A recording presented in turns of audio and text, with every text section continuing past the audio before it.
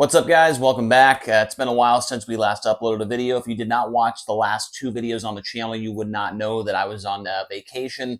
I was out there in California visiting family, went to the lake for the last 4 or 5 days. My skin looks about like my shirt right now. Underneath of it is severely sunburnt, but we did have a good time over there. So unfortunately, not able to upload any videos out on the lake. Didn't really have much service out there as well. So hopefully you guys are all right with that. We're going to get back to our regular scheduled programming here on this channel right now.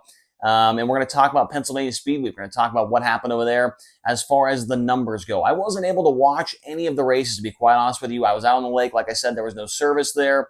I was on vacation. High Limit was racing a little bit as well during the middle of Pennsylvania Speedweek. So I wasn't able to watch any of the races. I did catch a couple of highlight videos. I watched Jeremy Elliott's video this morning at the 90 and 9 talking about the fans and how many fans there were at the races, which was great to hear. And now let's look at the numbers and see how they stack up compared to years past. We're going to be looking at everything from 2024 to 2012 because that's all the numbers that we have the full data for on sprintcarratings.com. And so we'll be looking from 2012 to 2024 and looking at the numbers between all those years and stacking them up for 2024 compared to the rest of those. So let's jump into it. So we'll start things off with the winners of each and every race. It started off at Williams Grove Speedway. Danny Dietrich got his 13th career PA Speedweek win.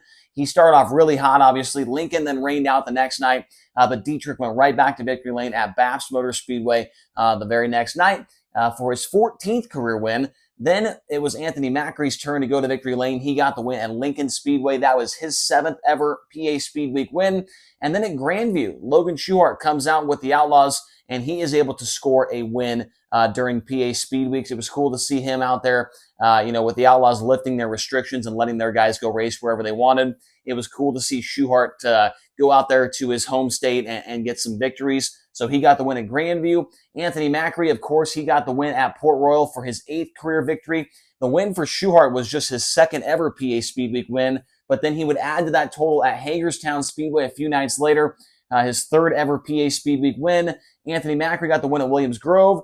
Port Royal went to Logan Wagner as he got his 1st ever PA Speedweek win, and then Danny Dietrich would close out the week with a win at the Sealands Grove Speedway for his 15th career PA Speedweek win. Now, we look down here at the bottom left. That is the point standings as they finished out throughout 9 races. There were supposed to be 10, obviously, but one rained out. And so after 9 races, Anthony Macri went back-to-back for a PA Speedweek championship.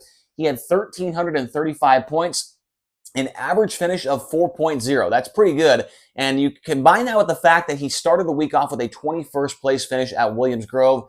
What that number could have been for Anthony Macri if he just finished in the top 5 during that race. But still really good run there for him. Dietrich was 29 points behind in 2nd. He had a 4.2 average finish throughout the week. He was actually the only guy in the entire PA Speedweek field that was in the top 10 each and every race throughout the week. Troy Wagaman, he finished up 3rd in points. He was 312 points behind with an 8.7 average finish. Devin Borden was 349 points behind with an 8.2 average finish. And how about Cody Hartlaub? 5th overall in PA Speedweek points. He was minus 514 with a 12.5 average finish. Pretty solid week there for him in his 1st ever 410 wing sprint car, series or season as a full-time driver, and probably the most races he's ever ran in this short of a time span. So he was a busy guy, obviously. 12.5 average finish, not too bad for him. Now let's look over here at some of the deeper numbers. We've got the average car count here in the blue writing, a 32.7 average car count for the week, which puts it at 10th overall in the 13 years that we're looking at. So the best year ever was 2020. They had 38.4 cars. And in 2019 was the worst year as far as the car count goes for PA Speedweek at 31.5. Now the total driver count, so at least, this is the number for each driver that showed up to one race at least. There were 83 drivers that took part in PA Speedweek, and that is 4th overall in the years that we are looking at. 2017, they had the most at 93, and in 2013 and 2019, those were the worst 2 years at 72 cars throughout the week of PA Speedweek.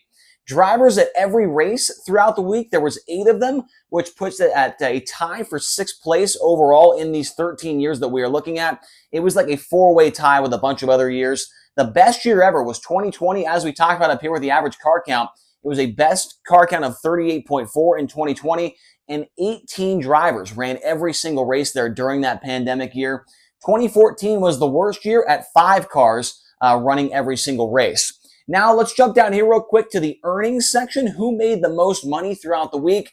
You had to think it's going to be between Dietrich and Macri. They both won 3 races. Macri did get a couple of the bigger wins. He got $58,230 throughout the week as he was the leader, not only in earnings, he was the leader in wins, he was the leader in the point standings as well.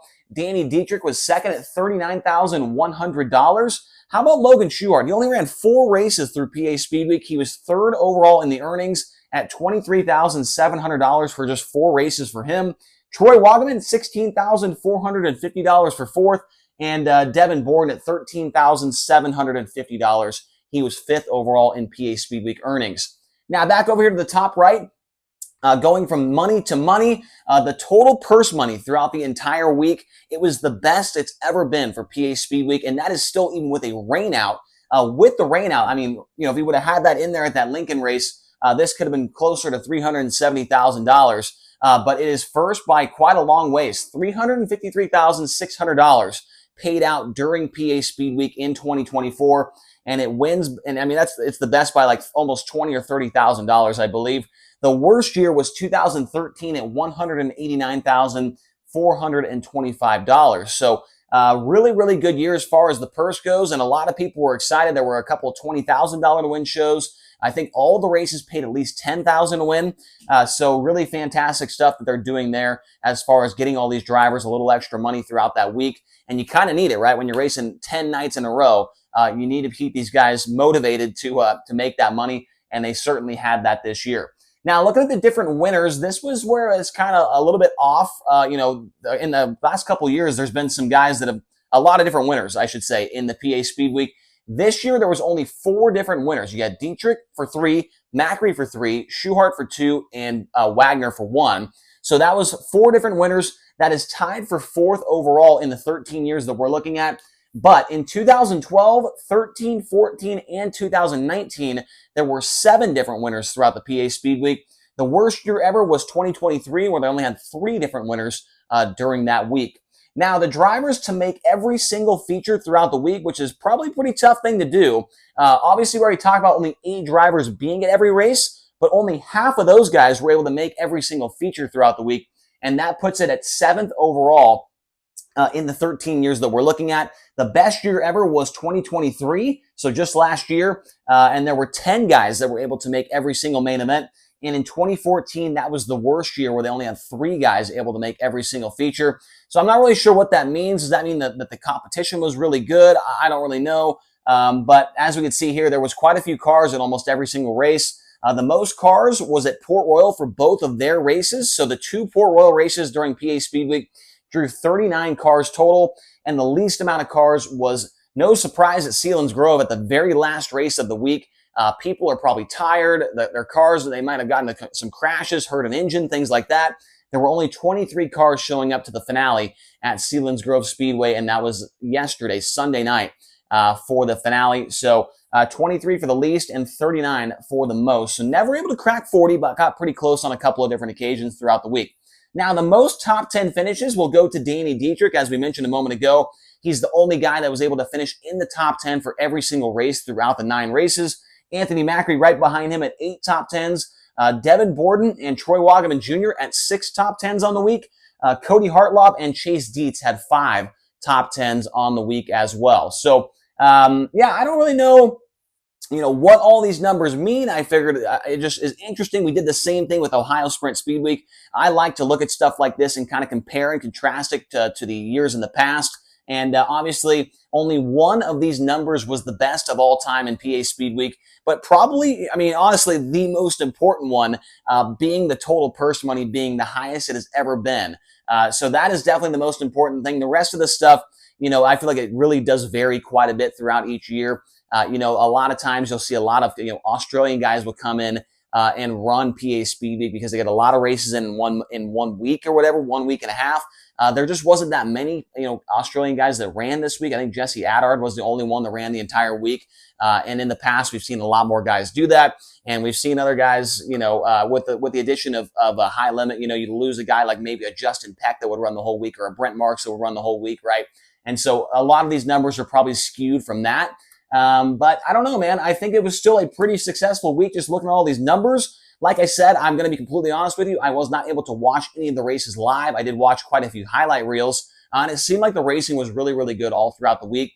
Congratulations to Anthony Macri on a fantastic 9-race stretch. An average finish of 4.0 is nothing to shake a stick at. And like I said earlier, imagine if he did not finish 21st at the very first race of the week. And he had to play catch up. I was, keeping track of the points on Twitter all week, and he was way behind, but he got going there towards the end of the week and was able to pass Danny Dietrich towards the end and making an exciting points battle throughout the entire week. So hopefully you guys enjoyed this video. We are back, like I said, to our regular scheduled programming. We'll have high limit content coming out later this week. We'll have some other stuff coming out. I've got a new idea that I might try either today, later on today, or tomorrow, and we'll see what you guys think about that. And hopefully you guys enjoyed this. I am back. We are back here with the whiteboard. Appreciate you guys' support. Hit the like button. Hit comment down below. What did you think about PA Speedweek? Did you think it was a success? What did you think about all these numbers on the board? Let me know your thoughts down in the comment section below. Also, hit the subscribe button. That is free. Appreciate all your guys' support, and we'll talk to you again here soon.